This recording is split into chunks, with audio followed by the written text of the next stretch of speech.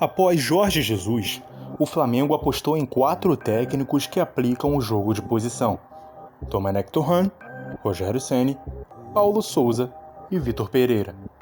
Com nenhum deles, conseguiu um desempenho minimamente parecido com o de 2019 com o JJ, e teve suas melhores performances com treinadores que privilegiam as principais virtudes de seus jogadores, com um jogo menos complexo e de maior liberdade criativa. Foram eles Renato Gaúcho e Dorival Júnior. Eis que depois de tudo isso, o clube aposta em Jorge Sampaoli, mais um treinador que pratica o jogo posicional. E mais do que isso, tem a tendência de, enquanto busca a melhor estratégia para aplicar no time, testar vários sistemas táticos e trocas de posições dos jogadores, dando ênfase não a rótulos, mas o que eles são capazes de fazer dentro do jogo posicional.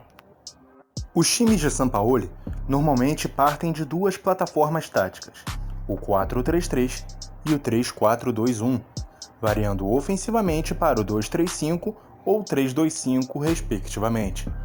Nas duas, as demandas são bem diferentes, e podemos imaginar o Flamengo aplicando ambas contra diferentes adversários. Seja lá qual for, Sampaoli prefere um goleiro que jogue bem com os pés, e deve trabalhar bastante isso com o goleiro Santos, ou requisitar a contratação de outro arqueiro para a função. O 4-3-3 exige uma dupla de zaga rápida e técnica, com boa qualidade de passe na saída de bola e para armar o time a partir do meio de campo, e com boa capacidade de recomposição. Sabemos que os 2 principais zagueiros do Flamengo hoje são Davi Luiz e Léo Pereira, com Fabrício Bruno também podendo figurar entre o time titular por vezes. Davi Luiz sempre se mostrou instável para jogar numa dupla de zaga, e Léo Pereira não é exatamente um primor de qualidade técnica. Também há Rodrigo Caio no elenco, porém o histórico de lesões não permite ao rubro-negro vislumbrar uma utilização muito frequente do atleta como titular. Os laterais muito provavelmente teriam de jogar por dentro, como meio-campistas, algo que não é problema para Felipe Luiz, que pouco jogou nessa temporada. Ayrton Lucas é muito mais um ala do que um lateral que apoia por dentro. No Olympique de Marseille, Sampaoli chegou a usar Gerson nessa posição. Na direita o problema se agrava. Varela e Mateuzinho também não têm essas virtudes, e já vão perdendo espaço para o jovem Wesley França, que pode ser moldado pelo treinador, ou o clube terá de ir ao mercado atrás de uma peça que se adapte melhor à demanda.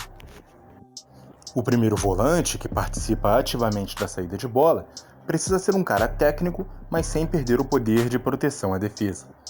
O clube tem no elenco para a posição Thiago Maia, Pulgar e Vidal.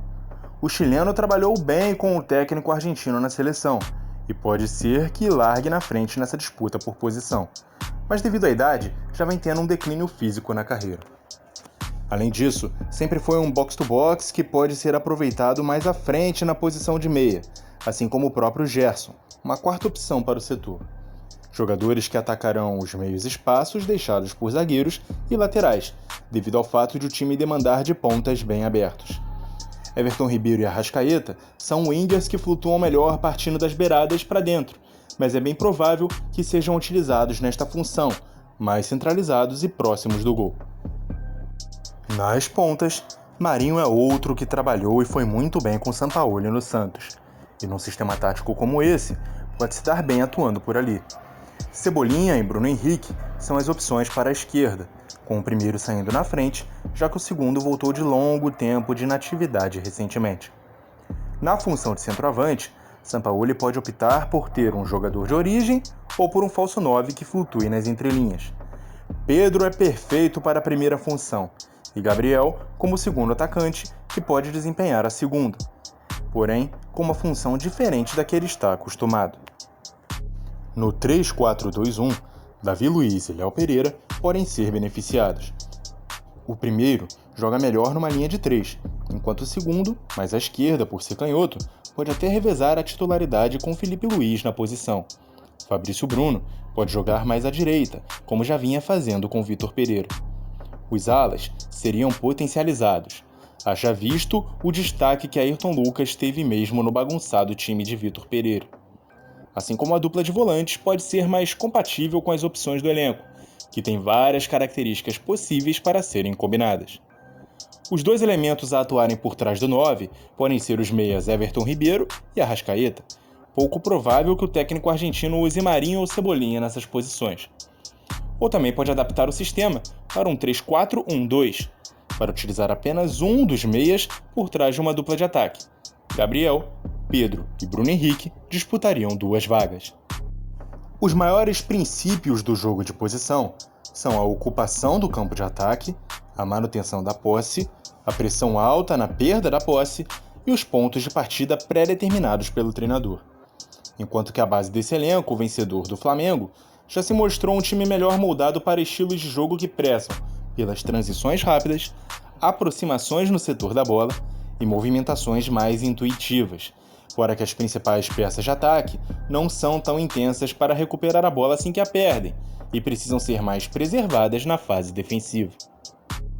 Por desejo pessoal da diretoria ou por falta de estudo na hora de contratar, ainda não foi entendido que este elenco do Flamengo não é o mais adequado para o estilo de jogo que o quinto treinador contratado entre os últimos 8 prefere. Ou melhor dizendo, este não é o estilo de jogo adequado para esta base de elenco que o Flamengo não parece disposto a renovar tão cedo. E a escolha por Sampaoli também pode criar esse dificultador. O técnico é famoso pelos pedidos de muitas contratações de jogadores mais adequados com sua filosofia. E mesmo sendo um dos clubes mais estáveis financeiramente do Brasil, é difícil imaginar que o Flamengo irá reformular todo o seu plantel para satisfazer as necessidades de um técnico, principalmente considerando o tamanho dos jogadores na história recente do clube e o histórico do rubro-negro, que se tornou uma máquina de moer treinadores. Muito obrigado a você que nos acompanhou e até a próxima!